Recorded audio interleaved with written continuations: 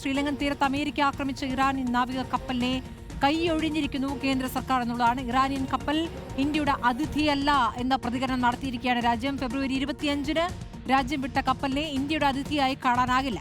കപ്പലിന് നേർക്ക് ആക്രമണമുണ്ടായതിൽ ഇന്ത്യക്ക് ഉത്തരവാദിത്തമില്ല. കപ്പലിൽ നിന്നും സഹായം തേടിയുള്ള സന്ദേശവും ലഭിച്ചിട്ടില്ല എന്ന ഇന്ത്യയുടെ സമുദ്രാതിർത്തിക്ക് പുറത്താണ് കപ്പൽ ആക്രമിക്കപ്പെട്ടതെന്നും കേന്ദ്ര സർക്കാർ വ്യക്തമാക്കുകയാണ്. PR സുനിൽ വിവരങ്ങളുമായി. സുനിൽ, ഇന്ത്യയുടെ അതിഥിയായി എത്തി, പക്ഷേ അതിനുശേഷം ഇന്ത്യൻ തീരം കടന്നിരുന്നു എന്ന വാദമാണോ ഇന്ത്യ ഉയർത്തുന്നത്?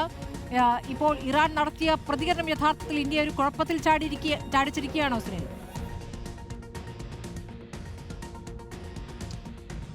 സ്മൃതി, തീർച്ചയായും വലിയ പ്രതിഷേധങ്ങളും ഒപ്പം തന്നെ വിമർശനങ്ങളും ഉയരുന്നതിനിടെയാണ് ഈ വിഷയത്തിൽ ഒരു വിശദീകരണവുമായി കേന്ദ്ര സർക്കാർ രംഗത്തെത്തുന്നത്. ഇന്ത്യയുടെ സമുദ്രാതിർത്തിക്ക് പുറത്തുള്ള ആക്രമണങ്ങളിൽ ഇന്ത്യക്ക് ഉത്തരവാദിത്വമില്ല എന്നാണ് കേന്ദ്ര സർക്കാർ ഇപ്പോൾ ഈ വിഷയത്തിൽ വിശദീകരണമായി പറയുന്നത്. ഫെബ്രുവരി 16 മുതൽ ഫെബ്രുവരി 25 വരെയാണ് ഇറാന്റെ യുദ്ധക്കപ്പൽ ഇന്ത്യയിൽ അതിഥിയായി ഉണ്ടായിരുന്നത്. ഇന്ത്യയിൽ സംയുക്ത നാവികാഭ്യാസമൊക്കെ തന്നെ നടത്തിയത്. അതിനുശേഷം ഫെബ്രുവരി 25-ന് ഇന്ത്യൻ അതിർത്തി വിട്ട് ഈ കപ്പൽ പോയി. അതിനുശേഷം പിന്നെ ഈ കപ്പൽ ഇന്ത്യയുടെ അതിഥിയായി കണക്കാക്കാനാകില്ല എന്ന് കേന്ദ്ര സർക്കാർ വിശദീകരിക്കുകയാണ്. മാത്രമല്ല, ഫെബ്രുവരി 28-ന് ആക്രമണം നേരിട്ടപ്പോൾ എന്തെങ്കിലും ഒരു സഹായം അഭ്യർത്ഥിച്ചുള്ള സന്ദേശം ഈ കപ്പലിൽ നിന്ന് ഇന്ത്യക്ക് ലഭിച്ചിട്ടുമില്ല.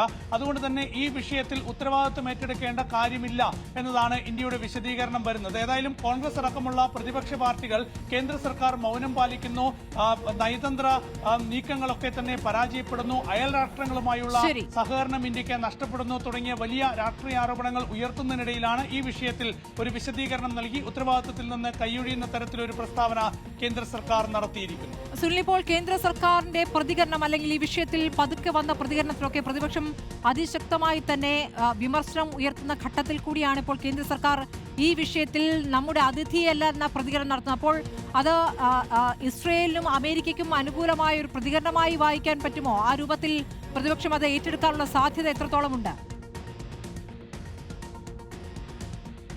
രാഷ്ട്രീയമായി അങ്ങനെ പ്രതിപക്ഷം അത് ഏറ്റെടുക്കാനുള്ള സാധ്യത തള്ളിക്കളയാനാകില്ല. കാരണം ഈ കപ്പൽ ഇന്ത്യയുടെ അതിഥി തന്നെയായിരുന്നു. മാത്രമല്ല, ഇവിടെ ഇന്ത്യൻ സേനയ്ക്കൊപ്പം മാർച്ച് പാസ്റ്റിൽ പങ്കെടുക്കുന്ന ദൃശ്യങ്ങളൊക്കെ തന്നെ പുറത്തു വരുന്നുണ്ട്. അത് ഇന്ത്യൻ നാവികസേന തന്നെ പുറത്തുവിട്ട ദൃശ്യങ്ങളാണ്. അപ്പോൾ ഇന്ത്യയിൽ ഒരു സംയുക്ത നാവികാഭ്യാസത്തിന് വേണ്ടി വന്ന കപ്പൽ ഇവിടെ സൈനിക പരേഡിന്റെ ഭാഗമായൊക്കെ തന്നെ അതിലെ നാവികർ പങ്കെടുക്കുന്ന ദൃശ്യങ്ങളുണ്ട്. അതിനുശേഷം ആ നാവിക പരിശീലനം പൂർത്തിയാക്കിയ ശേഷം മടങ്ങിയതിന് തൊട്ട് പിന്നാലെയാണ് ഈ ആക്രമണമുണ്ടായത്.